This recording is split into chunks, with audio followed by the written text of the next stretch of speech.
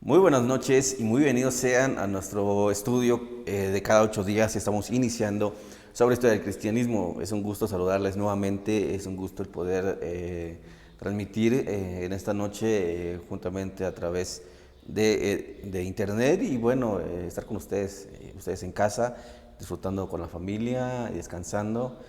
Y pues bueno, hoy nos corresponde un tema sumamente importante, interesante, la vida de un hombre que ha sido estudiada tanto por filósofos, por teólogos y teólogos no contemporáneos solamente, sino por teólogos del cristianismo primitivo, de la era medieval y bueno, del Renacimiento y hasta llegar a nuestra época. Creo que vamos a estar hablando sobre un hombre que tuvo una mente brillante y que no fue solamente importantísimo para la historia misma del cristianismo, sino para la historia misma de la humanidad. Bueno, estamos hablando del apóstol Pablo. Estaremos hablando sobre su vida y pensamiento, y bueno, toda su vida, su obra y su pensamiento teológico, filosófico. Uno pensaría que el apóstol Pablo solamente fue un hombre escritor de cartas, o uno pensaría que fue un hombre que fue a un viajes misioneros, pero él abarcó muchas más áreas. La Biblia nos dice todo sobre él. La Biblia misma nos dice todo sobre su conocimiento helenístico, sobre su conocimiento grecorromano, sobre su conocimiento judaísmo, sobre su conocimiento del cristianismo y sobre el conocimiento de las filosofías que se movían en esa época. Bueno, y esto es lo que el apóstol Pablo, la iglesia necesitaba un hombre que conociera todo este mundo, y vaya que no había hombre mejor que el apóstol Pablo. Dios se proveyó y tenía listo ya un hombre, y esto podríamos llamarlo predestinación, una teología bíblica, doctrina bíblica, perdón. Y pues bueno, Dios ya había de antemano elegido al apóstol Pablo del vientre de su madre, y todo ese conocimiento que hoy vamos a estar hablando que tuvo él, toda esa preparación, toda esa educación que tuvo el apóstol Pablo, vaya que fue ya predestinada por el Señor, porque le sería útil para el nacimiento del cristianismo, ¿no? Esto es lo que estaremos analizando el día de hoy. En primer lugar, quisiera mencionar que el apóstol Pablo era un judío de Tarso, en la actual Turquía, donde contaba con su propia universidad, la cual se especializaba en la filosofía, posiblemente la filosofía platónica. Era de la tribu de Benjamín, linaje donde provenía el primer rey de Israel, Saulo. De ahí viene el nombre precisamente el primer rey de Israel, Saúl, que ahí viene el nombre de Saulo, que posteriormente sería Pablo. Fue enviado por sus padres a estudiar a Jerusalén. Uno pensaría que Tarso era una ciudad pequeña, una ciudad pues no muy concurrida o no muy civilizada. Era tan civilizada que tenía su propia universidad. De hecho, el apóstol Pablo en una ocasión en el libro de los Hechos dice que Tarso no era una ciudad minimizada, ni mucho menos pequeña, se lo dice a un varón. Y bueno, vaya que Pablo sabía, porque ahí había muchísima filosofía, ¿no? Platónica posiblemente también, había mucho movimiento del estoicismo y los epicúreos. Y vaya que sus padres, al no querer que el apóstol Pablo probablemente se contaminara con la filosofía pagana y las costumbres y la cultura pagana helenística, lo enviaron a estudiar a Jerusalén, esto con motivos, como acabo de decir, muy probables de no contaminarse con la filosofía del paganismo helenístico. Fue instruido en el mundo de los fariseos, y bueno, a los pies de Gamaliel. Nada más y nada menos que a los pies de Gamaliel, el segundo gran sabio de esa época. Uno podría pensar que Gamaliel fue el primer gran sabio de la época del cristianismo primitivo o del mismo apostolado, pero no, o sea, el primer gran conocedor y a los que todos consultaban era ahí el sabio. Y él el sabio, muy pocos conocen su vida, muy pocos saben sobre él. Pero si ustedes estudian o investigan algo sobre la vida de Hiel el sabio, no era por nada su sobrenombre. Y todos consultaban a él. Es más, yo casi estoy seguro, probablemente la historia lo compruebe, que no he encontrado yo ningún documento sobre esto, pero muy probable es que Gamaliel fue adiestrado por Hiel el sabio, o que era básicamente su maestro. O su superior. Entonces, en este caso, vaya que apóstol Pablo no fue adiestrado por ningún personaje común, no fue adiestrado por una escuela más, o tuvo convivencia con ciertos fariseos, sino que estuvo adestrado a los pies de uno de los mejores maestros de la época, y en los Perushim, que esto era básicamente el movimiento de los fariseos de la religión más estricta, de los que interpretaban la ley, de los que conocían la retórica judía, de los que conocían la historia judía, de los que sabían interpretar la profecía, la exégesis judía, la hermenéutica, y bueno, se especializaban en todo en cuanto a las interpretaciones de la ley. Y vaya que el apóstol Pablo aprendió de los mejores. Esto sería, en primer lugar, esto sería la primera línea básicamente que atravesó en su vida el apóstol Pablo. En segundo lugar, quisiera mencionar que se desenvolvió en la primera globalización mundial.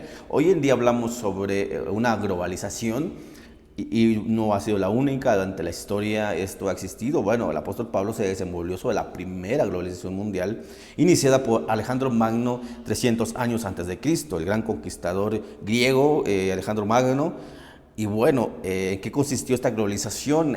Hoy en día podemos conocer, si conocemos algo sobre la agenda globalista, podremos entender el contexto de la globalización que estamos viviendo. Pero bueno, en la época del apóstol Pablo, estamos hablando 300 años antes de Cristo, que inicia la globalización a través del tremendo hombre Alejandro Magno. Híjole, la vida de Alejandro Magno es tremenda, es maravillosa. Si ustedes estudian algo sobre él, hay muchas biografías tremendas. Yo ahí tengo algunas sobre la vida de Alejandro Magno. Y bueno, él conquistó básicamente el mundo entero.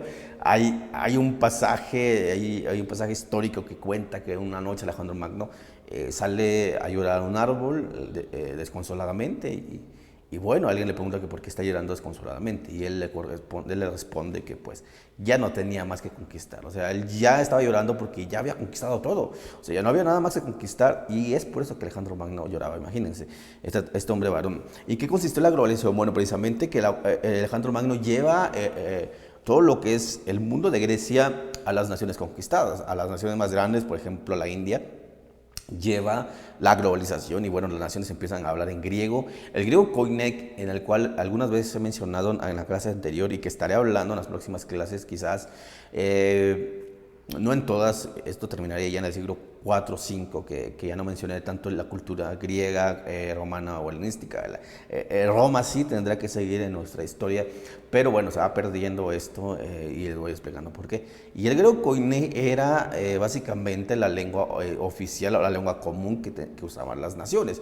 Esto era el griego koiné, la lengua común de Grecia. Esto es lo que hizo Alejandro Magno, culturizar en cuanto al lenguaje a las naciones, y bueno, llevar el griego y ir eliminando sus lenguas natales, e ir inculcando el lenguaje griego a no solamente a las personas que conquistó en su época, sino a sus familias y sus generaciones. Esto consistió la globalización, llevar su lenguaje, su cultura en cuanto a adoptar las costumbres griegas, adoptar la religión griega, adoptar la mitología griega. Y bueno, esto lo vemos más comúnmente en la historia de Roma, ¿no? Y esto lo estamos hablando posteriormente.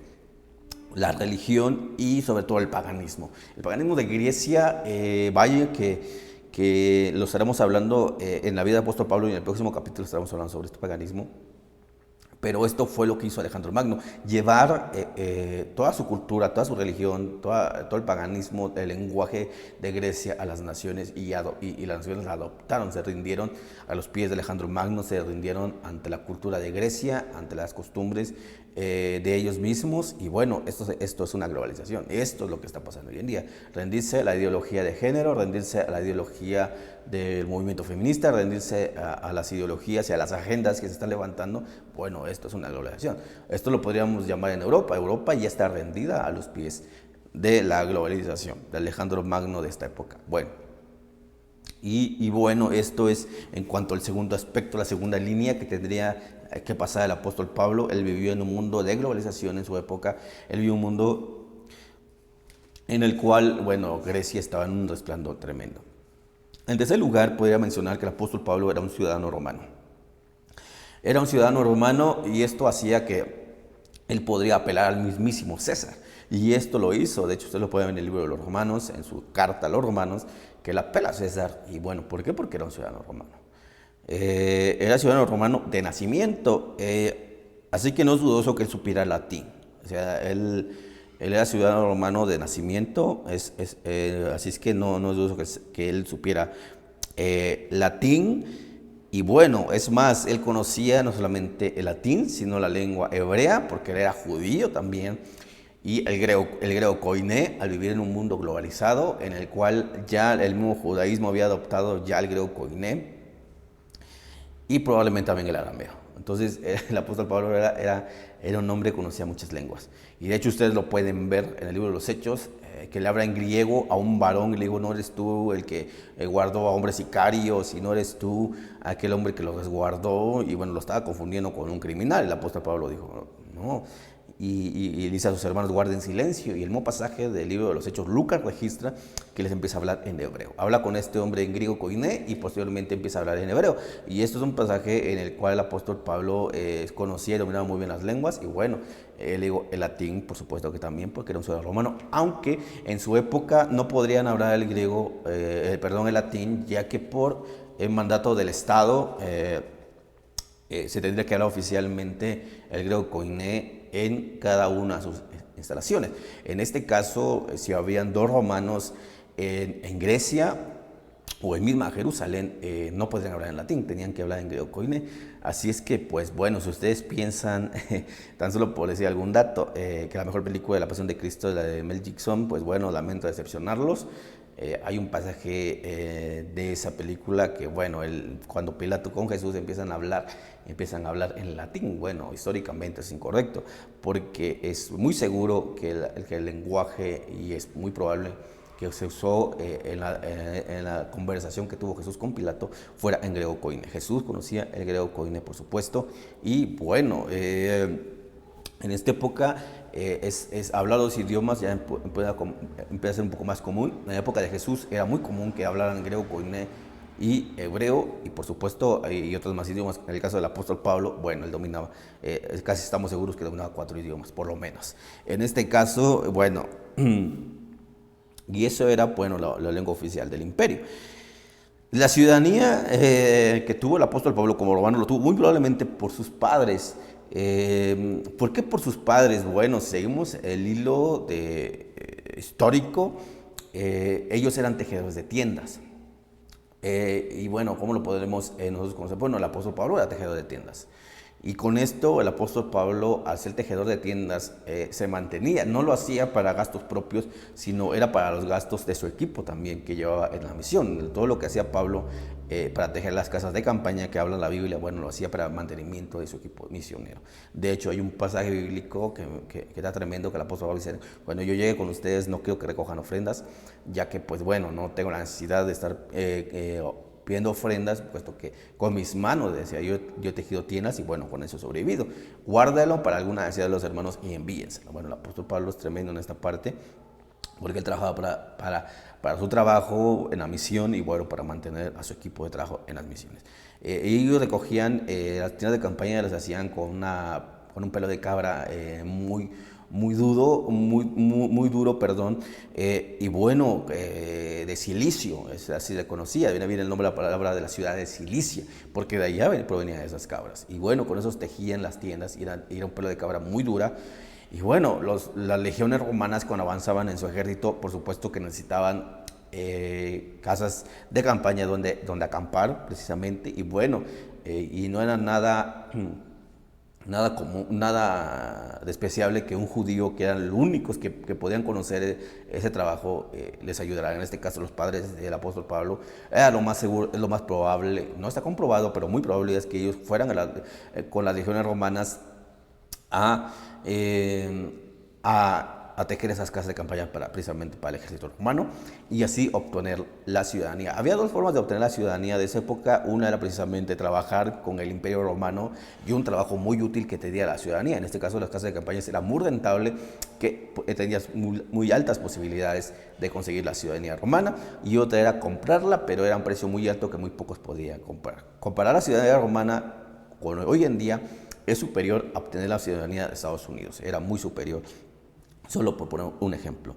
Esto era básicamente las tres líneas de pensamiento que unen al apóstol Pablo. El apóstol Pablo viene de un linaje de un rey viene de una familia perushim, que es estricta en cuanto a la ley, viene de un mundo globalizado, viene de un mundo helenizado que conoce toda la cultura y bueno, viene de una ciudad que ha ejercido dominio y poder en esa época. Bueno, el apóstol Pablo venía con un conocimiento y venía con una multinacionalidad y un multilenguaje que bueno, que muy pocos podrían tener el privilegio en esa época. Y vaya que en esa época él todavía no era apóstol, él todavía no era cristiano. Podemos ver la predestinación de Dios en un hombre que prontamente sería clave para la iglesia naciente. Y bueno, quisiera hablar ahora sobre su conversión de Pablo, la conversión de Pablo. Esto lo podemos ver en el libro de los Hechos, capítulo 22. Podemos ver cómo el apóstol Pablo narra, y no solamente ahí, hay otros dos pasajes en el Nuevo Testamento que él narra su conversión, pero bueno, en el capítulo 22 lo narra de una manera más detallada en cuanto a cómo tuvo que ver esta conversión. Y bueno, esto es tremendo y que muy pocos han logrado quizás o no han analizado de la manera correcta cómo es la conversión del apóstol Pablo. Analizamos quizás la luz que él vio y el resplandor de Dios, pero no podemos ver el trasfondo cultural y el trasfondo del conocimiento del apóstol Pablo, y esto hace que Jesús se le aparezca en cuanto a esa identidad que tenía el apóstol Pablo. Esto es tremendo. Recordemos que el apóstol Pablo en esas alturas iba persiguiendo a la iglesia. ¿Por qué iba persiguiendo a la iglesia? Bueno, por dos razones. Una, porque él era un judío tan estricto que no podía soportar precisamente que un cristianismo se rebelara en contra de la religión oficial.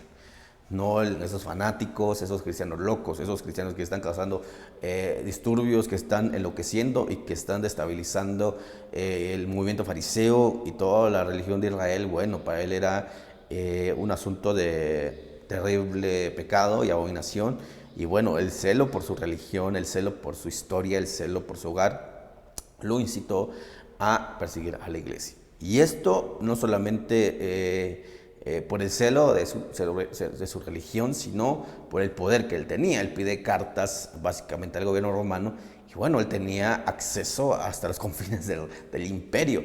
Y él con esta autoridad, con esta carta abierta que él tenía en todos los mundos, bueno, él tenía la oportunidad de hacerlo y lo hizo. Persigue el cristianismo, que para él era una locura y una distracción y una destabilización nacional. Bueno, lo hace con la autoridad que tenía, con las influencias que él tenía. Y camino básicamente a esa persecución, camino a Damasco, tiene una visión. Tiene una visión que realmente es interesantísimo. Esto es una teofanía lo que él tuvo, una teofanía que llegó a tener Moisés, que llegó a tener Abraham y algún otro hombre en la Biblia, en el Antiguo Testamento. ¿Y qué es una teofanía? Explico rápidamente. Es una manifestación de Dios a través de la naturaleza misma o a través de algún evento, que no es precisamente Dios mismo, sino a través de una representación de su naturaleza, a través de un objeto natural o su voz misma. Esto es una teofanía. Y bueno, el apóstol Pablo conocía las teofanías porque él había estudiado el pueblo, le conocía todas las teofanías, conocía el término teofanía y cómo es que habían experimentado la teofanía de estos hombres. Entonces, él experimenta una teofanía con esa luz inaccesible y bueno, él dice que queda ciego y le dice: Señor, ¿quién eres? Y bueno, en este caso, Dios le pudo haber dicho: yo soy Jehová, tu Dios, al que tú persigues. Dios pudo haber dicho esto y el apóstol Pablo pudo haber entendido rápidamente esa teofanía porque venía de Jehová, venía de Dios, y él conocía los eventos de las teofanías y conocía que el único que podía manifestarse a través de teofanías era Jehová de los ejércitos. Pero aquí pasa algo bien interesante. Aquí pasa algo tremendamente extraordinario, que no se presenta como Jehová, sino se presenta como Jesús. Dice: yo soy Jesús al que tú persigues. Y se lo repite otra vez. Entonces el apóstol Pablo queda sumamente impresionado. O sea, el apóstol Pablo queda sumamente extasiado, era sorprendido, porque él sabe que es una teofanía la que está experimentando. Y él sabe que el único que se puede manifestar de esa manera es el único Dios verdadero. Y Jesús en su sabiduría eterna se presenta como el Dios, como el Jehová que él conocía. Y inmediatamente Pablo reconoce esa voz, reconoce esa autoridad, reconoce la teofanía. Y es cuando él se da cuenta realmente que era el mismo del Antiguo Testamento. Jesús era la teofanía de Jehová del Antiguo Testamento, era el mismo. Y esto es un punto clave para la conversión del apóstol Pablo, porque ahí se da cuenta que Jesús realmente era el Mesías que realmente era el Dios que habían anunciado a los apóstoles, que en su época en el cual él predicó 3 años y medio y había escuchado a través de sus padres y a través de su nación misma, cómo él había obrado tantos milagros, se da cuenta que es el Mesías. Y ahí es ahí donde él se convierte al Señor. De él inicia ahí básicamente todo lo que nosotros conocemos y lo que voy a explicar a continuación, toda su vida de ministerio. Ahí empieza la vida de ministerio del apóstol Pablo. Quisiera hablar sobre las misiones, primeramente quiero hablar sobre las misiones del apóstol Pablo. Hay un libro muy bueno que acaba de salir, que se llama Pablo, apóstol a las naciones, que es escrito por el mejor, yo diría así, y quizás muchos no estén de acuerdo conmigo, el mejor hombre de Dios de este siglo, llamado César Vidal. A él lo estaré citando ya en capítulos más adelante. Pero bueno, es un libro tremendamente interesante. Bueno, ustedes gustan comprarlo, es un libro que acaba de salir, no tiene ni 3 meses que acaba de salir a las librerías. Creo principalmente yo que es el libro más completo en cuanto a la vida del apóstol Pablo que ha existido. Definitivamente estoy casi seguro. He sabido otros libros, he leído algunos libros sobre el apóstol Pablo, he leído pasajes sobre el apóstol Pablo, pero el trabajo que hace César Vidal es un trabajo extraordinario. Y si ustedes gustan comprar el libro, bueno, ya está disponible en librerías. No tomé de sus fuentes toda la información que yo acabo de decirles, tomé algunos datos, porque bueno, yo iba investigando al apóstol Pablo por mi cuenta y a través de otros estudios, pero bueno, es un libro interesantísimo, es de los mejores que he visto. Y bueno, quisiera hablar precisamente sobre la misión del apóstol Pablo. El apóstol Pablo, básicamente como dice César Vidal, fue un apóstol de las naciones. Él viajó no por países, él viajó por continentes completos. O sea, el trabajo del apóstol Pablo es un trabajo, híjoles, incansable. Creo que el que pudo haber logrado algo similar fue John Wesley, y estaré hablando sobre él también más adelante, pero nadie se compara con el trabajo que hizo el apóstol Pablo. No solamente en misión, sino en fundar iglesias, levantar ancianos, en levantar no solamente iglesias y pequeñas iglesias que fueron misiones, sino que cantidad de gente, miles de personas se convirtieron al cristianismo de diferentes culturas. Y bueno, voy a estar hablando, textualmente voy a citar por dónde estuvo el apóstol Pablo.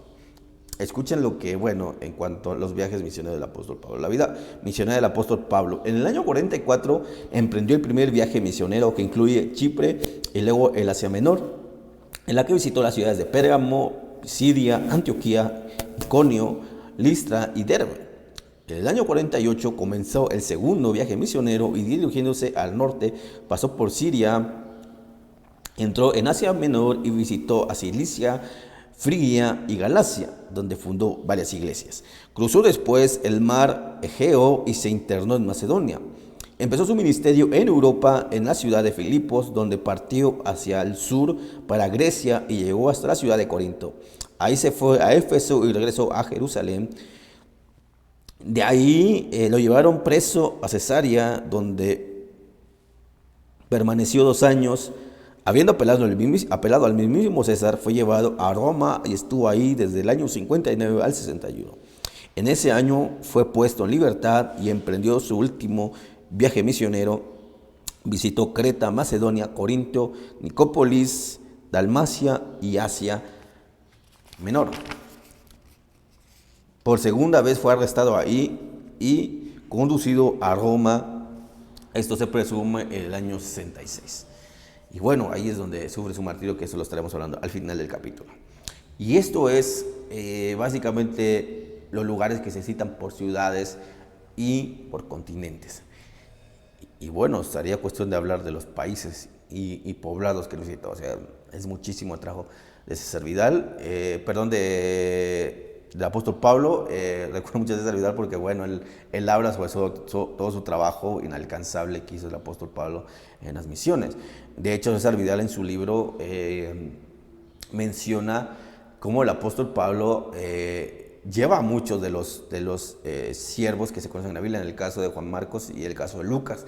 Lucas fue su compañero principal Y vaya que Lucas dejó un registro tremendo que muy pocos conocemos también. Y bueno, esto es las misiones del apóstol Pablo. Esto es lo que el apóstol Pablo visitó en su tiempo, que el Señor le permitió vivir en libertad. Y bueno, fue preso una vez y eso no fue motivo de detenerse. Ahora, en estos viajes misioneros, el apóstol Pablo no fue nada sencillo ejercer ese trabajo. Por ejemplo, si ustedes leen la Biblia, los obstáculos que tuvo en esos mismos viajes misioneros fueron muchísimos. Esto los quiero leer textualmente, lo pueden encontrar en 2 de Corintios capítulo 11, versículo 16 al 33. Fíjense cómo narra el apóstol Pablo todos los obstáculos que él tuvo que sufrir. Dice, otra vez os digo que nadie me tenga por loco, o de otra manera, recibirme como a loco, para que yo también me gloríe un poquito.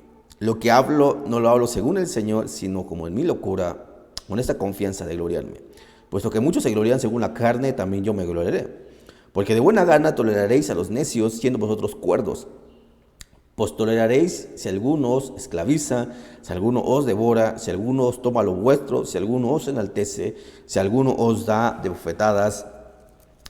Para vergüenza mía os digo, para esto fuimos demasiado débiles, pero que en otro tengo osadía, hablo con locura. También yo tengo osadía. ¿Son hebreos?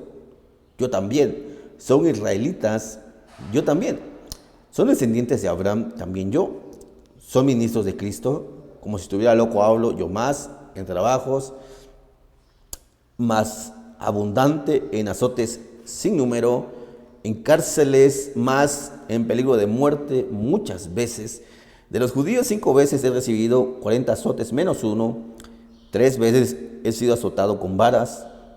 1 vez apedreado. 3 veces he padecido un naufragio. 1 noche y un día he estado con un naufragio allá en el mar. En caminos muchas veces en peligros de ríos, peligros de ladrones, peligros de la nación, peligros de los gentiles, peligros de la ciudad, peligros en el desierto, peligros en el mar, peligro entre falsos hermanos. En trabajo y fatiga, en muchos desvelos, en hambre y sed, en muchos ayunos, en frío, en desnudez, y además de otras cosas que sobre mí se agolpa cada día la preocupación por todas las iglesias. ¿Quién enferma y yo no enfermo? ¿Quién se le hace tropezar y yo no me hago indigno? Si es necesario me gloriaré en lo que es mi debilidad. El Dios y el bendito Dios de los siglos sabe que no miento. En Damasco, el gobernador de la provincia de rey de Aretas guardaba la ciudad de los Amazenos para prenderme y fui descolgado de un muro, una canasta por una ventana y escapé de sus manos. Vaya versículos. Híjoles, creo que tan solo hablar sobre la persecución del apóstol Pablo, las diversas pruebas, y vaya que son pruebas, esto es una prueba de un verdadero cristiano, ¿no? Lo que hoy en día conocemos como pruebas o luchas. Esto es una prueba de un verdadero cristiano. Esto se le puede llamar tribulación. Estos son tribulaciones cristianas. Y bueno, el apóstol Pablo lo vivió de buena gana, por amor a Cristo. Que en otro pasaje bíblico dijo que todo lo tenía por basura, por amor a Cristo, que morir en Cristo era lo mejor que podría él obtener en esta vida. Y bueno, creo que los viajes misioneros del apóstol Pablo estuvieron llenos de obstáculos de una manera tremenda. De una manera que uno no puede analizar quizás de la manera más consciente cuando nosotros hablamos ligeramente del apóstol Pablo, pero vaya, el trabajo inalcanzable le tenemos que añadir todas estas tribulaciones, todas estas luchas, todas estas enfermedades, todos estos peligros de muerte y todos los golpes físicos que él tuvo que pasar. Vaya el trabajo del apóstol Pablo. Y bueno, y uno podría pensar que solamente fue en la persecución o en los peligros de muerte, pero aún estando en las mismas cárceles, él escribiendo sus cartas, él sufría de manera tremenda. Por ejemplo, tan solo cuando vemos el escrito que le hace a los filipenses. Si ustedes leen el libro de los filipenses, el apóstol Pablo recalca y remarca mucho una palabra que se llama gozo. Gozaos, gócense, el gozo del Señor. Y a los filipenses les escribe de una manera muy gozosa. Y uno pudiese pensar que el apóstol Pablo, cuando escribe esta carta, Él estaba en un yate privado en el mar, tomando el sol de vacaciones, y vaya, que uno podría pensar que eso es gozo, pero bueno, cuando el apóstol Pablo escribe del gozo, él estaba en una prisión, atado a la pared con cadenas en una mazmorra romana, padeciendo hambre, sed y en un lugar totalmente inmundo. El apóstol Pablo escribe con gozo, y esto lo escribe en todas sus cartas, en diferentes situaciones que él estuvo. Y bueno, las cárceles fue un motivo en que el Espíritu Santo estuvo visitándolo, inspirándolo para escribir las cartas. Pero bueno, no fue un lugar nada cómodo. Vaya que las prisiones romanas, los calabozos o las mazmorras romanas no eran nada cómodas. Y bueno, el apóstol Pablo siempre va con mucho gozo. Esto lo tenemos que unir a las tribulaciones y al viaje misionero que tuvo el apóstol Pablo. Su vida de ministerio fue un ministerio de un apóstol que estuvo a la altura, básicamente, de un apostolado de la época de los siervos de Cristo. Y vaya que el apóstol Pablo es un hombre eminente después de tener una comodidad tanto religiosa y ciudadana y cómoda en cuanto a manera de vivir. Elige esto por amor a Cristo y porque él sabía que él era el Jehová del Antiguo Testamento. Él sabía que el que se le había presentado, sabía al que le estaba escribiendo, sabía por quién estaba trabajando. Bueno, era el mismo Jehová del Antiguo Testamento y era el Cristo encarnado, el Mesías de Israel para las naciones. Era ese Dios que se le había presentado y bueno, lo hacía con mucho corazón y lo hacía por amor a él. Y bueno, y esto no fue lo único que tuvo que enfrentar el apóstol Pablo. Uno podría pensar que fue lo único que tuvo que presentar defensa el apóstol Pablo, o tuvo que defender. Pero no fue en el único área que el apóstol Pablo tuvo que batallar, tuvo que lidiar, tuvo que luchar. El apóstol Pablo tuvo un trabajo muy fuerte también en otra área. En este caso fue en los movimientos filosóficos que hicieron en su época. Esto es muy poco conocido. Y bueno, hay algunos movimientos que voy a citar que no son ni siquiera explicados en libros de historia de la iglesia. Es más, hay un movimiento que nadie cita y que bueno, ya había perdido su auge en la época de Pablo, en la época de Cristo, pero todavía seguía. Y ese pensamiento aún seguía. Y bueno, los movimientos filosóficos o paganos que hicieron en esa época, a los cuales se enfrentó el apóstol Pablo, bueno, en la Biblia registra dos de ellos y es uno de mis pasajes favoritos. Cuando analizo la vida del apóstol Pablo, o cuando hablo con alguien sobre la vida del apóstol Pablo, me gusta citar mucho este pasaje. Se me parece súper interesantísimo. Y esto está en el libro de los Hechos, capítulo 17, versículo 16.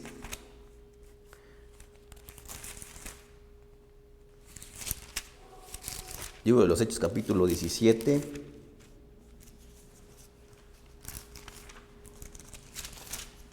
Versículo 16 en adelante, y dice así: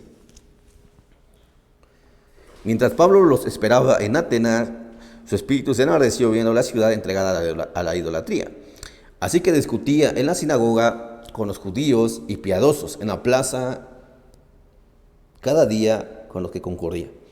Y algunos filósofos de los epicúreos y los estoicos, pongan atención aquí, algunos de los filósofos de los epicúreos y los estoicos disputaban con él y unos decían: ¿qué quiere decir este palabrero? Y otros, parece que es predicador de nuevos dioses. Esto era el pensamiento griego, que pensaba que el apóstol Pablo llevaba un pensamiento de nuevos dioses, porque les predicaba el evangelio de Jesús y de la resurrección, y tomándole trajeron a Areópago, diciendo, pongan atención a la palabra Areópago, diciendo: ¿podemos saber qué es esta nueva enseñanza de que hablas?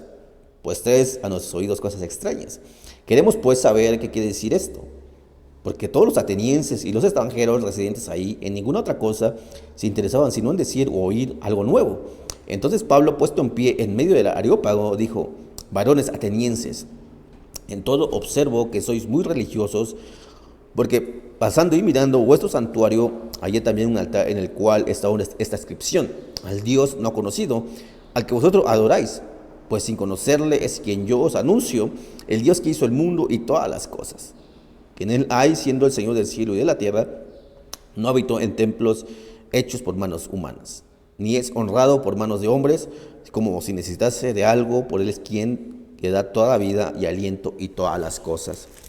Y de una sangre ha hecho todo linaje y los hombres para que habiten sobre toda la faz de la tierra, y les ha prefijado el orden de los tiempos y los límites de su habitación para que busquen a Dios, si en alguna manera palpando puedan hallarle, aunque ciertamente está lejos de cada uno de nosotros, porque si en él vivimos y nos movemos, somos como algunos de vuestros propios, y somos como algunos de vuestros propios poetas. También han dicho, el apóstol Pablo citando a los poetas griegos, porque el linaje suyo somos, siendo pues linaje de Dios, no debemos pensar que la divinidad sea semejante a oro, o a plata y piedra, escultura de arte, y vaya que había mucha arte en Grecia en esa época, y la imaginación por alto de los tiempos de esta ignorancia, ahora manda a todos los hombres en todo lugar que se arrepienta, por cuanto ha establecido un día en el cual juzgará al mundo con justicia por aquel varón a quien designó, dando fe a todos con haberlo levantado de los muertos. Pero cuando oyeron los de la resurrección, estos estoicos y epicúreos de los muertos, unos se burlaban y otros decían, ya te oiremos acerca de esto otra vez. Y así Pablo salió de medio de ellos, mas algunos creyeron juntamente con él, entre los cuales estaba Dionisio el Areopagita, una mujer llamada Dámaris, y otros con ellos. Dionisio el Areopagita, y bueno, se piensa que fue uno de los pastores de Grecia, cuando el apóstol Pablo funda una de las tantas iglesias en Grecia. Se piensa que él es uno de los pastores o uno de los líderes de Grecia. De hecho, hay un escrito que también ese libro circuló en mi biblioteca, es de la BAC. Dionisio se llama el escrito. Es muy dudoso que sea de él, o es muy dudoso que lo haya escrito. Bueno, la Biblia no narra que se convierta al cristianismo, pero es muy dudoso. Bueno, ese libro bueno, no se lo recomiendo porque no creo que lo encuentren, es muy difícil encontrarlo, ni en España está disponible ya. Pero habla sobre toda la literatura griega, habla sobre toda la religión pagana de esa época y bueno, cómo el cristianismo avanza en contra de todo esto. Pero bueno, trae muchas cosas extrañas que, bueno, para mí es un apócrifo. Así es que bueno, yo diría mucho de su autenticidad. Pero bueno, es un pasaje que está interesantísimo, lo puedo repetir, para mí es un pasaje muy, muy, muy bueno en cuanto hablo con algún personaje que ama o que le gusta la filosofía griega. Bueno, antes de entrar a la filosofía griega, bueno, quiero darle gracias a mi amigo Julio, él es un catedrático de la filosofía griega y bueno, mucho de lo que sé es gracias a él, él me ha enseñado muchísimas cosas y sobre todo me ha proveído de muy buenos libros, libros que son muy difíciles de conseguir, libros que no son nada fáciles y bueno, él me ha proveído de varios de ellos y bueno, doy gracias a mi estimado amigo Julio y bueno, quiero entrar ya básicamente a la filosofía griega, a lo que se tuvo que enfrentar el apóstol Pablo. El apóstol Pablo tuvo que enfrentar unos movimientos sumamente tremendos y bueno, uno de los primeros movimientos que yo quisiera mencionar son los cínicos. Bueno, ¿quiénes fueron los cínicos? Aquí yo voy a pedir mucha discreción porque, bueno, es un movimiento muy tremendo, muy enfermo y bueno, que estaban, como voy a repetirles, no estaban en su auge. Su auge fue 200 años antes de Cristo, 300 años antes de Cristo, porque ellos existieron 5 siglos antes de Cristo. Su fundador fue Diógenes y bueno, uno de los grandes representantes de los cínicos. Y bueno, en la época de Pablo ya no era muy, muy común. Bueno, si hablamos de su esplendor o de su época de esplendor, fue en el siglo tercero, cuarto antes de Cristo, perdón. Y ellos, bueno, por regular se reunían en el ágora,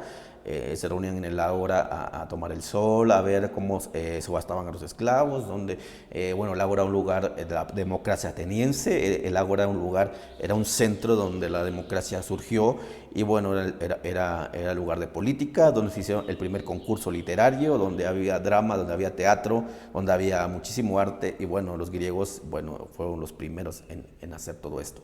Y ese fue el auge de los cínicos. En la época de Pablo ya no tanto, pero bueno, ¿en qué creían o cuáles eran sus prácticas? Voy a pedir mucha discreción porque, bueno, es un asunto tremendo. Por ejemplo, eran conocidos como la secta del perro. La secta del perro. Bueno, por ejemplo, aquí traigo yo un ejemplar, La vida de los cínicos.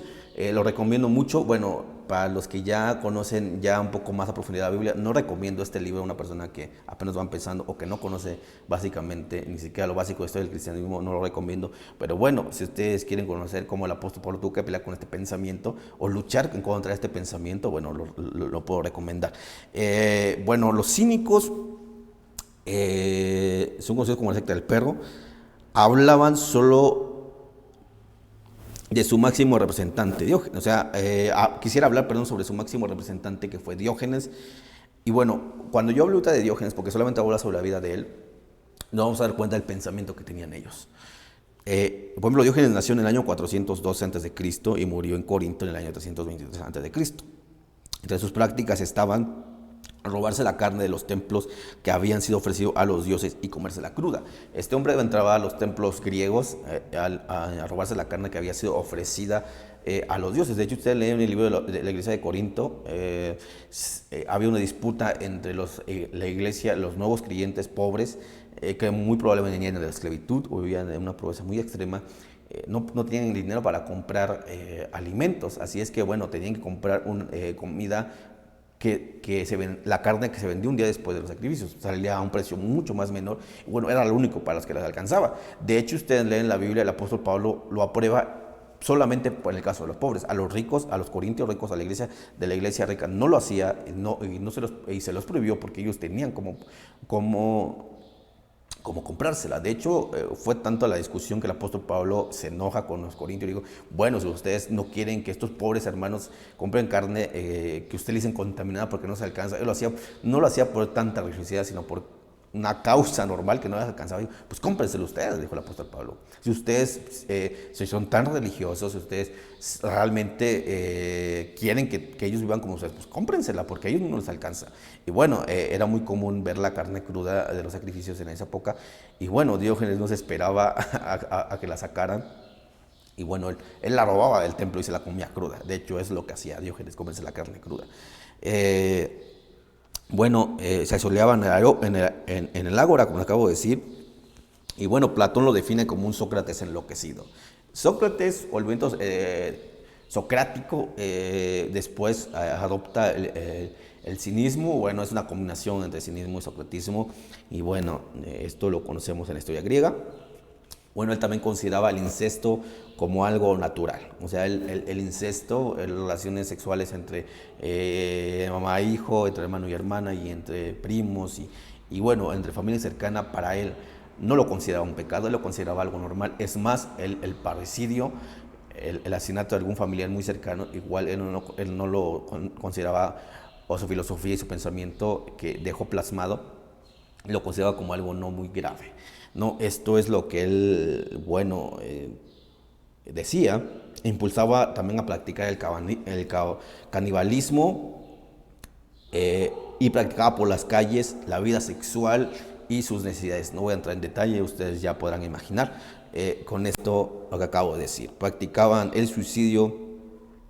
Y bueno, él se asemejaba mucho a un perro. Bueno, él decía que el alma de un hombre es como un perro, y bueno, en cierta ocasión él dijo que no le gustaría ver más que su alma volar como un perro. Y bueno, esto era la idea que él tenía. Practicaban el suicidio, y bueno, era muy común para ellos, y eso lo voy a mencionar a los estoicos unos segundos más adelante. Escribe algunos tratados, y bueno, en sus tratados pues deja plasmado todo esto. Y entre otras prácticas que no voy a mencionar, que son muy enfermizas. Bueno, esto era el movimiento cínico que existió, todavía existía este pensamiento, y todavía habían seguido del cinismo en la época de Pablo y el cristianismo primitivo. Y bueno, escribió los tratados. ¿Cómo muere Diógenes? Bueno, muere como él vivió.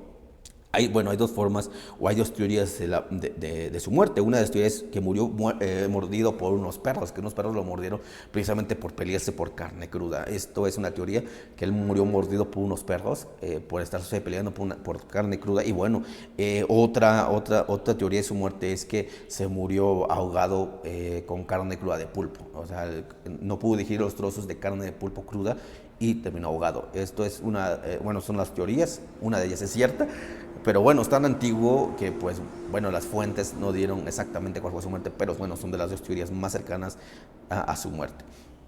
Esto fue el movimiento cínico. El movimiento estoico que leímos en el libro de los Hechos, que el apóstol Pablo cuando llega al Areópago, el apóstol Pablo, bueno, te lo voy a citar ya al final de terminar las filosofías que tuvo que necesitar el apóstol Pablo en su época, porque no solamente fueron los cínicos, pero no solamente fueron los estoicos, los epicúreos, que habla ahí el libro de los Hechos, sí fueron varios movimientos. Y los estoicos, los estoicos es la herencia del cinismo. es como es como el seguimiento del cinismo. Los estoicos siguen doctrina del cinismo, pero bueno, ya un poco más aligerado. Ellos ya no fueron tan perversos, ellos ya no fueron quizás tan inmorales, tan enloquecidos como dijo Platón. Ellos ya fueron un poco más reservados, pero bueno, sigan practicando cosas totalmente terribles. El libro de los Hechos registra que el apóstol Pablo en Areópago tuvo que hablar con ese pensamiento, pero bueno, el fundador de los estoicos, bueno, fue Zenón de Sitio en el año 301 antes de Cristo. Ellos fueron los herederos del movimiento del cinismo, de los cínicos.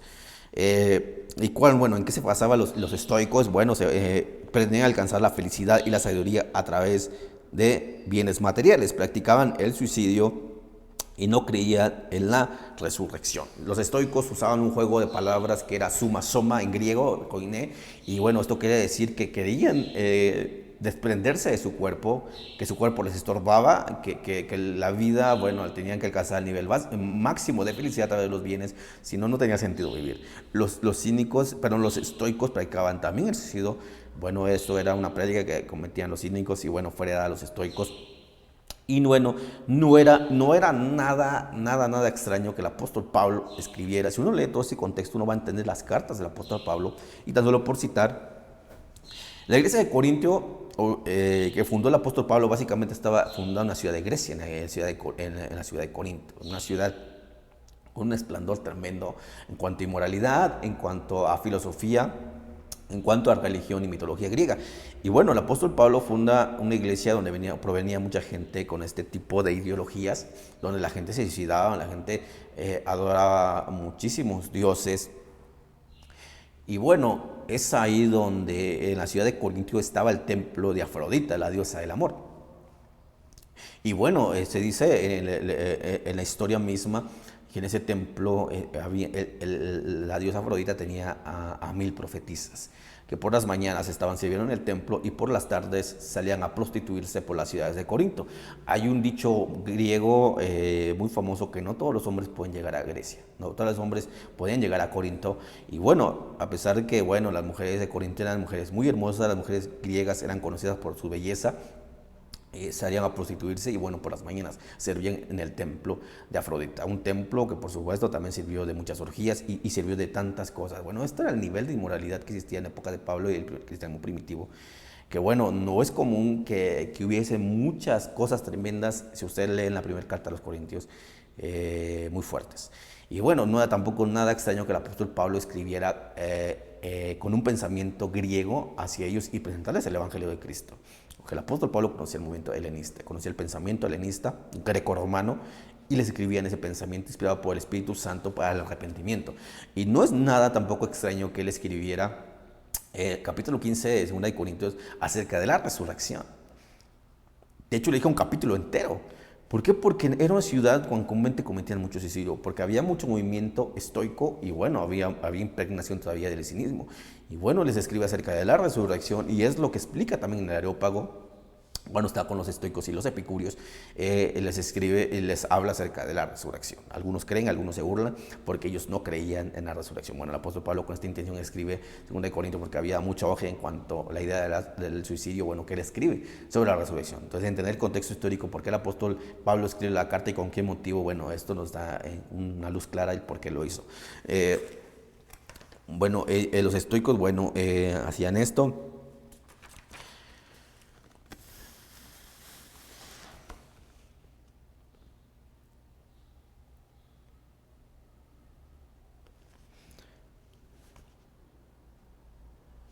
Bueno, ellos si pudieran evitar el dolor, estoy hablando sobre los estoicos todavía, bueno, lo hacían. Ellos no se involucraban en situaciones ajenas,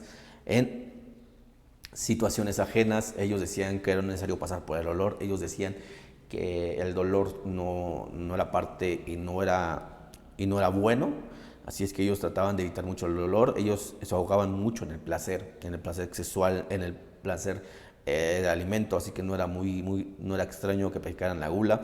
Ellos se enfocaban muchísimo en el placer, así es que bueno, el dolor para ellos no era nada bueno, así es que siempre trataban de evitarlo, así es que bueno, esto fueron los estoicos. en la época del apóstol Pablo, y no solamente en la época del apóstol Pablo, sino en la época del cristianismo mismo naciente. Y bueno, los epicúreos, bueno, fue fundada por Epicurio de Somos. Fue un filósofo griego que vivió entre el año 341 y el año 270 antes de Cristo. Todos estos movimientos fueron fundados antes de Cristo, pero bueno, en la época de Pablo aún seguían en su auge. Y bueno, la vida de Epicurio es muy buena. Bueno, quiero recomendarles la vida de Epicurio. Él es un hombre ya, un pensamiento más sano. Él ya no se mete tanto en ondas inmorales, quizás. Es un filósofo muy reconocido. Y bueno, él decía que la felicidad se alcanzaba, o los buenos amigos se alcanzaba a través de los bienes materiales y a través del estudio profundo de la filosofía. Esto es lo que creía Epicurio y eso es lo que practicaba. A sus estudiantes les enseñaba en su jardín. Bueno, ahí les enseñaba. En el caso de los estoicos, no, los estoicos estudiaban en el Areópago, precisamente donde tiene el encuentro con ellos el apóstol Pablo. Y bueno, Pablo conocía toda su filosofía de cada uno de ellos. O sea, conocía la filosofía, conocía el pensamiento y la fundamentación de cada uno de ellos. Y bueno, hay otros movimientos, por ejemplo, los judaizantes. Y no quiero englobar a todo el movimiento judío, no. A los judaizantes. Había un cierto movimiento judaizante, bueno, que eran los que llegaron a visitar las iglesias de Galacia, convenciéndolos a los nuevos cristianos que abandonaran su nueva fe y que volvieran a la ley. Esto eran un judaizante muy legalista que decían que el cristianismo era una locura, que bueno, no tenía nada de que seguir a un Jesús loco, a un fanático más, a un hombre que solamente había venido a poner de pie a la religión oficial. Y bueno, incitaban al cristianismo naciente a que regresaran a su fe. El apóstol Pablo le escribe a los Gálatas muy enojado diciendo que habían empezado en la fe y iban a terminar en la ley. Bueno, creo que no solamente les advierte a la iglesia, sino a los que llegaron a disuadir, a tratar de esparcir la iglesia de Galacia. Bueno, no solamente una iglesia, eran varias. El apóstol Pablo en una ocasión dijo a las iglesias de Galacia. Y bueno, cuando escribe la carta a Gálatas, el apóstol Pablo lo escribe en un tono, bueno, celo en el Señor, y a los judíos le dicen, ojalá os arrancase los miembros. O sea, los dice en un tono muy enojado, porque todo el trabajo que el apóstol Pablo estaba haciendo, bueno, los judíos querían echarlo abajo. Y bueno, esto es lo que tuvo que enfrentar el apóstol Pablo con los judaizantes también. Y bueno, hay otro movimiento que es los gnósticos, que tuvo que enfrentarse el apóstol Pablo, o mejor conocido también con los primeros herejes cristianos. Uno podría pensar que fueron los primeros herejes que salieron del cristianismo o de la iglesia naciente, pero no fue así. Que lograron algunos cristianos que se convirtieran en sus adeptos fue otra cosa, pero que nacieran del cristianismo no, y esto es un error histórico, pensar que los gnósticos nacieron del cristianismo, no, ellos ya venían anteriormente, de hecho su movimiento es mucho antes de Cristo. Y bueno, los gnósticos, viene la palabra griega gnosis, que quiere decir conocimiento. Ellos principalmente creían que la salvación solamente se podría obtener por medio del conocimiento, que la fe en Jesucristo no tenía sentido para la salvación, que el sacrificio de cruz en la cruz por medio de Jesús no tenía ningún sentido y que la única manera de alcanzar la salvación era por la gnosis o el conocimiento. Y bueno, ellos existieron en el tiempo de Juan y de Pablo, aunque se extendió dicho movimiento en la época hasta los padres apostólicos. Este momento de los gnósticos no solamente los voy a citar aquí en el libro en la vida de Pablo, sino también en los padres apostólicos, porque fue un movimiento que se extendió más de 2 siglos, ¿no? Entonces algunos padres apostólicos tuvieron que hacer su apología en contra de este movimiento. Bueno, el gnosticismo era un sistema filosófico que abundaba principalmente en Egipto y Siria, aunque se extendió a Roma, Asia Menor, Mesopotamia y Persia. Sus enseñanzas estaban mezcladas estaban mezcladas, aparte de creer que la salvación venía por el conocimiento, estaban mezcladas con un misticismo. O sea, ellos eran básicamente una religión mística, no mística, sino un misticismo, que no era un personaje místico el practica el misticismo. Y bueno, ellos tenían una mezclación entre judaísmo, cristianismo, filosofía griega, el misticismo oriental. Y bueno, esto era una combinación de ciertas filosofías y ciertas doctrinas que, bueno, llevaban a una confusión total. Ellos, bueno, escribieron, hay textos gnósticos, bueno, hay de los más Las traducciones mejores que pueden encontrar son los textos gnósticos de Editorial Trota, son 3 tomos, son de lo mejor que pueden leer en cuanto a los textos gnósticos. Y bueno, esto viene desde creer en el Apocalipsis de Adán, el Apocalipsis de Pedro, y bueno, entre otros escritos que ellos hicieron, bueno, que son totalmente apócrifos, pero bueno, ellos creían, tenían este conocimiento, o tenían este pensamiento filosófico, y bueno, se piensa que Simón el Mago, que se narra el libro de los Hechos, era un gnóstico, porque tenía ciertas prácticas y cierta forma de hablar como gnóstico, así que se piensa que Simón el Mago, que se abre el libro de los Hechos, fue un gnóstico.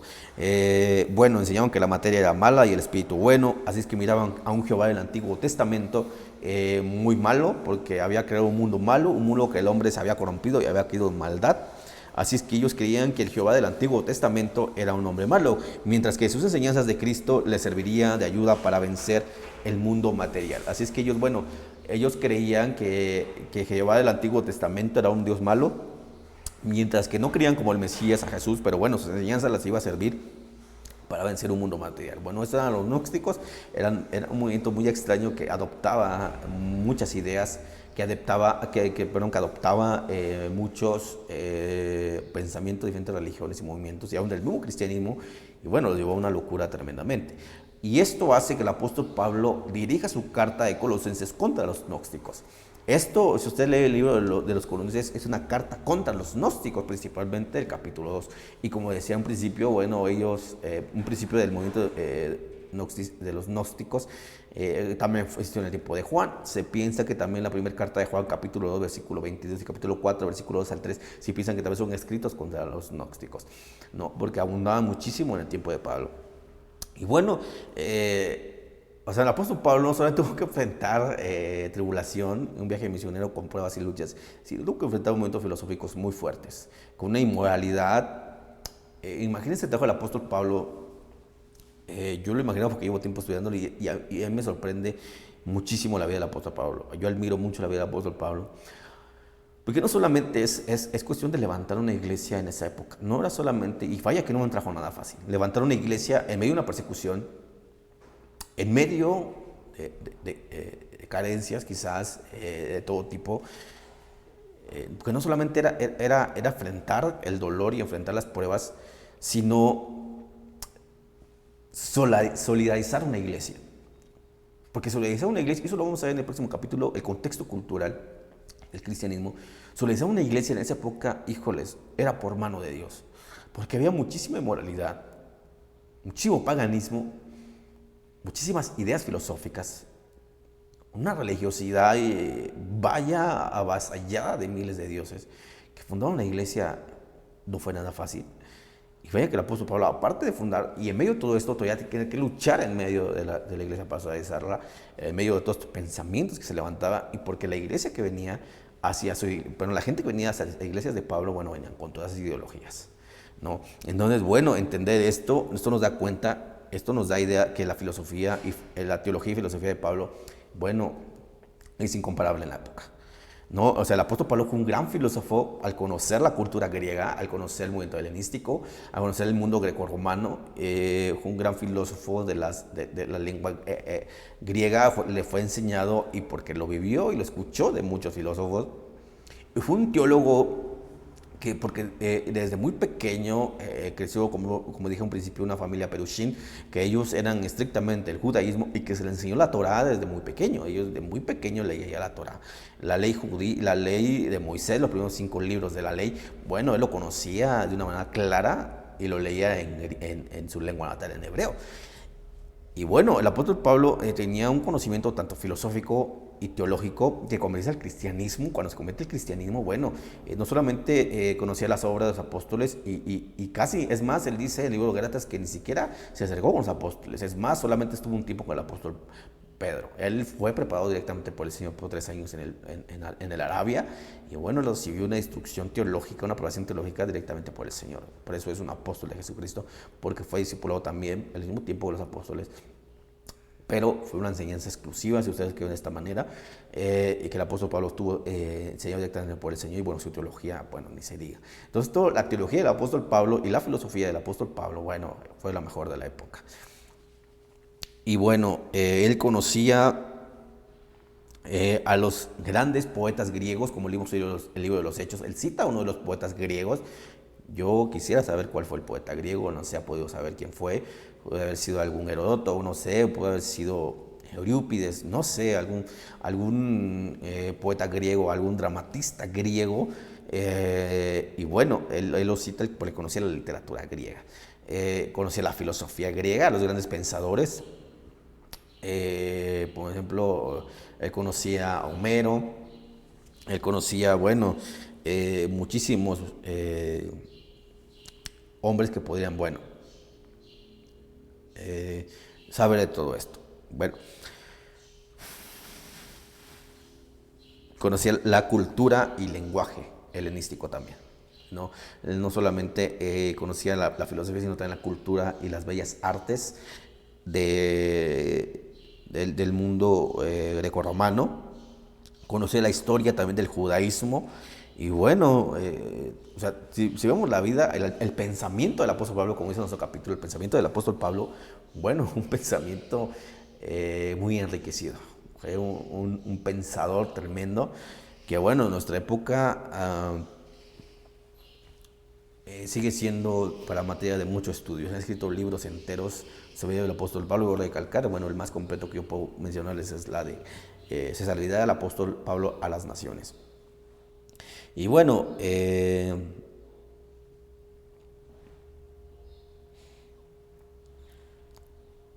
todo lo que el apóstol Pablo escribe básicamente fue inspirado por el Espíritu Santo. Ahora yo quiero hablar precisamente sobre esto, sobre las obras del sobre las obras del apóstol Pablo, sus escritos. El libro de los Hechos le dedica 2/3 de su escrito, de su libro. Lucas le dedica 2/3 de su escrito. Vamos a ver, el libro de los Hechos tiene 28 capítulos. Bueno, el apóstol Pablo se empieza a mencionar ya desde el capítulo 7, bueno, los últimos versículos, pero ya claramente del capítulo 8 hasta el versículo 28. O sea, estamos hablando que le dedica 20 capítulos de 28 el libro de los Hechos a la vida del apóstol Pablo. O sea, 2/3 le dedican al apóstol Pablo, narrando desde la muerte de Esteban, los últimos versículos del capítulo 7, hasta sus 2 últimos años en Roma, donde él dice que está rentando un cuarto y bueno, ahí llega la gente a ser instruida por el apóstol Pablo. Hasta ahí narra, y bueno, narra toda su conversión, narra sus viajes misioneros, narra sus naufragios, narra sus tribulaciones, y bueno, narra parte del momento filosófico, que bueno, a la luz de la Biblia no podemos claramente, pero estudiamos historia, Grecia y Roma, si estudiamos la filosofía de Grecia y Roma o el contexto cultural también de la iglesia cristiana misma, bueno, vamos a tener una luz más clara acerca de todo esto. Y bueno, es autor de 13 cartas. Y bueno, algunos le atribuyen 14 con el libro de los Hebreos. Bueno, aquí no me voy a detener porque esto básicamente tenía que dedicarle un capítulo y no quiero hacerlo a hablar acerca del libro de los Hebreos, quién lo escribió. Yo en lo personal, yo no estoy seguro, no estoy de acuerdo que el apóstol Pablo lo haya escrito. Es más, estoy seguro que el apóstol Pablo no lo escribió. Muchos piensan que sí, muchos creen que sí. Bueno, yo soy de la idea, juntamente con algunos otros, que no lo escribió el apóstol Pablo. Es más, hay más evidencia que el apóstol Pablo no lo escribió a que el apóstol Pablo lo haya escrito. Voy a dar solamente 2 pinceladas, como voy a repetir, no voy a tener en esto. Pero bueno, si ustedes leen las cartas del apóstol Pablo, se van a dar cuenta que todas las cartas que él escribió traen su firma y traen su nombre. Él inicia sus cartas mencionándose como el apóstol de Jesucristo y al final se despide con su misma pluma y despiden a muchos hermanos. En el caso del libro de los Hebreos no pasa así, no hay autor, es anónimo. Otra cuestión es, bueno, esto me lo comentó un catedrático de lengua griega, que bueno, él cuando lee libros hebreos en griego, koiné, cuando fue escrito originalmente, bueno, dice que no hay nada del apóstol Pablo ahí, no está nada del pensamiento del apóstol Pablo. Y se cree, bueno, que fue escrito el apóstol Pablo porque hay 2 versículos bíblicos de ahí en libros hebreos que dan idea que lo escribió el apóstol Pablo. Pero bueno, solamente son 2 versículos bíblicos. Y bueno, ¿quién fue con el apóstol Pablo? Hay 2 autores que se piensa que fue escrito el libro de los Hebreos, de los más cercanos.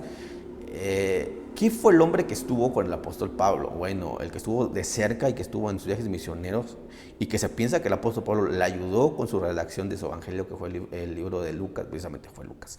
Y bueno, él conocía no solamente el pensamiento griego, el pensamiento del apóstol Pablo, y no solamente era un discípulo directo del apóstol Pablo, sino que él conocía la historia también del cristianismo de esa época y porque hace una investigación exhaustiva de todo lo que estaba aconteciendo en esa época. Así es que bueno, si se encuentra algo de impregnación de ahí del libro de los Hebreos, probablemente haya sido un pensamiento de Lucas. Se piensa que el que escribe el libro de los Hebreos es Lucas. Y bueno, hay otro escritor que citaré en próximas clases que es Clemente de Roma. Clemente de Roma igual es un gran conocedor. Bueno, quiero citar a Clemente de Roma porque estamos hablando del libro de los Hebreos. Él en su carta a los Corintios, en su primer carta que escribió a los Corintios, Clemente de Roma, eh, él cita el pasaje 11 de Hebreos. Y hay otros textos que en el libro de primera de Clemente de Roma a los Corintios habla en un sentido semejante al libro de los Hebreos. Así es que, bueno, se piensa que Clemente de Roma o Lucas escriben el libro de los Hebreos. Yo tengo muchas dudas, muchos tenemos dudas que él haya escrito el libro lo ha escrito Pablo, pero bueno, no nos vamos a pelear por eso y no nos vamos a detener. Y bueno, él escribe la mitad de los escritos del Nuevo Testamento, de 27, él escribe 13 cartas y bueno, en su orden cronológico en el cual aparece en la Biblia, bueno, no aparece en orden cronológico, ellos la ordenaron desde la carta más larga hasta la carta más corta. En este caso empezaron con Romanos y terminaron con Filemón, pero en orden cronológico, bueno, la primera carta que escribe el apóstol Pablo es el libro de Gálatas y termina con la segunda carta pastoral que es segunda de Timoteo. Este es el orden cronológico en el cual el apóstol Pablo escribe sus cartas. Bueno, la aguijón en la carne que tuvo el apóstol Pablo, uno podría pensar que fue una enfermedad grave y no fue así. O sea, el apóstol Pablo no tuvo una enfermedad en la carne en cuanto hablamos del aguijón. El aguijón es históricamente un emisario de Satanás. No fue una enfermedad. Uno podría pensar y interpreta el pasaje bíblico como una enfermedad. No hay nada bíblico, no hay nada en exégesis bíblica que compruebe que haya sido una enfermedad. Se piensa y es lo más probable que haya sido un emisario de Satanás que lo molestaba hasta el final de su ministerio. Y bueno, cuando él sufría alguna enfermedad, él lo hablaba. Por ejemplo, se piensa que él tuvo una enfermedad de la vista, que ya no podía ver bien. Bueno, en un pasaje se podría decir que él lo menciona cuando le dice a los Gálatas que si fuera por ellos mismos se arrancarían sus ojos para dársela a Pablo. No, o sea, queremos pensar que el apóstol Pablo tiene una enfermedad de la vista, porque en otra carta él dice: mire con cuán grande letra os escribo, ¿no? Y no lo hablaba en asunto de admiración, sino en asunto de que realmente sus letras eran demasiado grandes porque no miraba muy bien y tenía que escribir en letras grandes para poder ver lo que estaba escribiendo, ¿no? Entonces se piensa que el apóstol Pablo tuvo una enfermedad de la vista y entre otras enfermedades que él sufrió. Pero bueno, en el caso del aguijón de la carne, se piensa que fue un emisario de Satanás y no fue una enfermedad. Bueno, terminamos la clase del apóstol Pablo mencionando su muerte y martirio, ¿no? La muerte de martirio del apóstol Pablo pudo haber sido de muchas maneras. Esto fue la desventaja que él tiene muchas ciudadanías. Bueno, al ser un judío pudo haber sido crucificado y bueno, al ser un helenista, conocer el mundo griego, pudo haber sido igual colgado o apedreado, o igual apedreado en el mundo judío. Y bueno, él muere como ciudadano romano. Como era un ciudadano romano, bueno, un ciudadano romano tenía que morir decapitado. Y esto fue la muerte del apóstol Pablo, murió decapitado.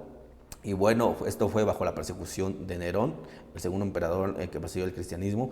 Bueno, esto fue bajo el imperio de Nerón. Y bueno, el apóstol Pablo, se dice, hay una fuente, no sé si sea confiable, pero es lo más seguro, es lógico. O sea, el apóstol Pablo, que antes de ser decapitado, él oró al Señor y entregó su alma y muere decapitado por ser un ciudadano romano. Esto es la vida del apóstol Pablo, esto es el pensamiento del apóstol Pablo. Y bueno, solamente fue unas pinceladas y podemos seguir hablando a profundidad sobre la vida de este varón. Damos gracias por esta clase, espero que haya sido de mucha bendición este capítulo y bueno, nos vemos en la próxima transmisión. Que el Señor les bendiga.